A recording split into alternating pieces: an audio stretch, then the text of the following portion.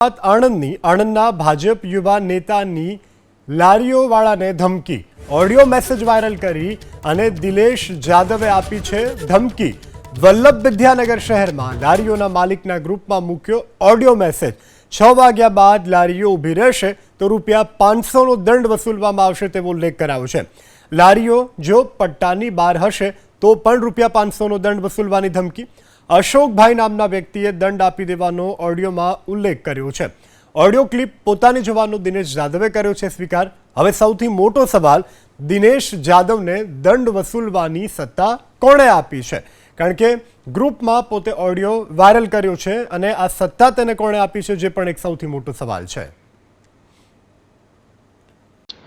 આજથી જે આપણા મીટિંગમાં નક્કી થયું હતું તે પ્રમાણે હજુ પણ લારીઓનો સમય અનુકૂળતા પ્રમાણે મૂકતા નથી।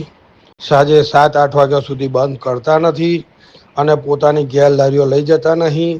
આજથી જો એ પ્રકારનું કોઈ પણ માણસ પકડાશે, લારી ગમે ત્યાં મૂકેલી હશે, એ લોકોને પણ ₹500 દંડ અને સાંજે 6 વાગે લારી બંધ નહીં થાય એને પણ ₹500 દંડ।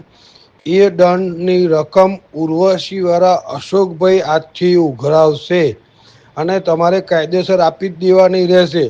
જો એમાં એક પણ લારીવાળો આગો પાછો થશે તો એનું સદંતર હું બંધ કરી દઈશ। એમાં કશું કોઈનું ચાલશે નહીં।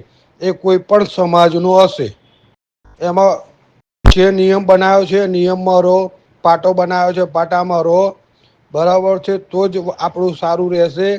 તમને કઈ વગર કામની મારી જીભ અને ગળું દુખી ગયું। હવે આ ફોલો કરતા નહીં।